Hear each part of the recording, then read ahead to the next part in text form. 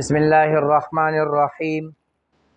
درس نمبر 48 او د تجوید دویم رکن صفات لازمه او دا دون اهم رکن او جز دی که د دې خیال نه ساتي یو حرف په بل حرف بدلیږي. تعریف یې څه دی؟ صفت لازمه څه ته وایي؟ دا صفات طلبو ته ډېر ګرانې مشکلې، نو تعریف یې په لنډه خبره کې یو چل یا یو کار، یو طریقه، یو کیفیت او یو حالت، داسې چل او کار او طریقه چې د حرف سره ملګري شي او یو ځای شي ورسره، دې ته صفت ویلی شي. د حرف د ادا کولو په وخت کې یو چل وشي، لکه قلقله اواز راوتنبېده، شپېلې پیدا شو او اواز په ټقار جهر شو، اواز په مخه کې بند شو، اواز ډک شو، دا چلونه دي، نو دې ته صفت ویلی شي. دا صفت بیا دوه قسمه دي، لازمه، عارضه. دا چل او کار او طریقه چې حرف سره همیشه وي او لازمي وي او هر ټیم ورسره ملګري وي، دې ته صفت لازمه وي.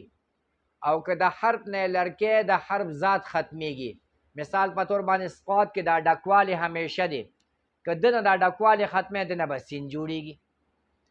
او عارضه دې ته وایي هغه چل او کار او طریقه چې د حرف سره کله ملګري کیږي او کله نه، کله ته جدا کیږي او کله ملګري کیږي. او لازمه دی چې دا به همیشه ورسره. نو دا بیا صفت لازمه، باب د صفات لازمه او د عارضه او برستو وایو.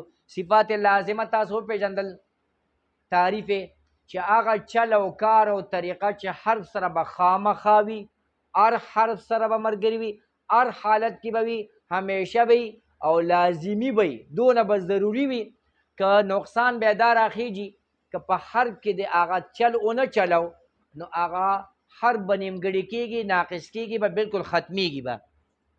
نو صفت لازمه دوه قسمه دي، متضاده او غیر متضاده.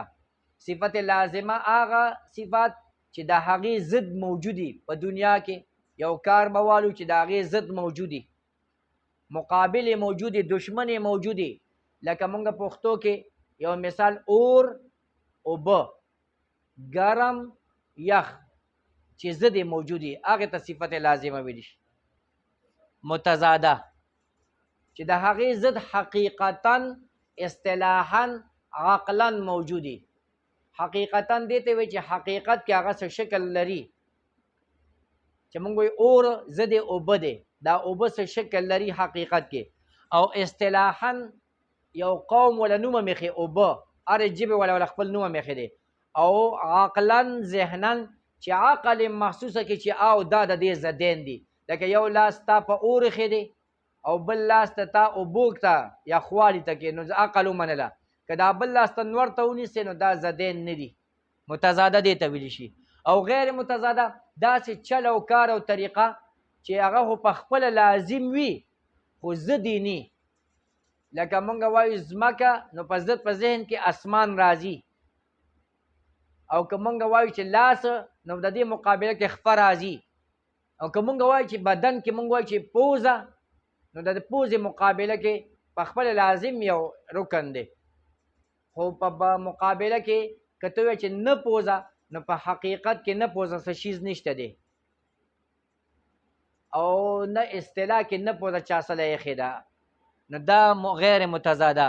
نو صفت لازمه او په دوه قسمه، متضاده چې ضدي وي او غیر متضاده چې صرف ضدي نه وي، نور په خپل دام لازمي وي. تعداد یې څونه دی؟ نو 19 صفات لازمه دي، ټوټل لازمه صفات چې هغه همیشه وي په حرف کې، او که حرف کې نه ده کې د حرف ذات ختمیږي نو هغه 17 دي. نو دا 17 په دوه تقسیم کې، 10 پکې متضاده دي چې د هغې 15 به د 15 ضدې نو هغه 15 جوړې به جوړې شي، او 9 غیر متضاده دي. نو د دې تفصیل رستو را روان دی، د 10 متضادهونه به شروع کیږي، د صفت نوم به اخیستی شي او د صفت حروف به بیانول شي، او په حروفو به د صفت هغه اثر او هغه چل او کار او طریقه به ښکاره کیږي.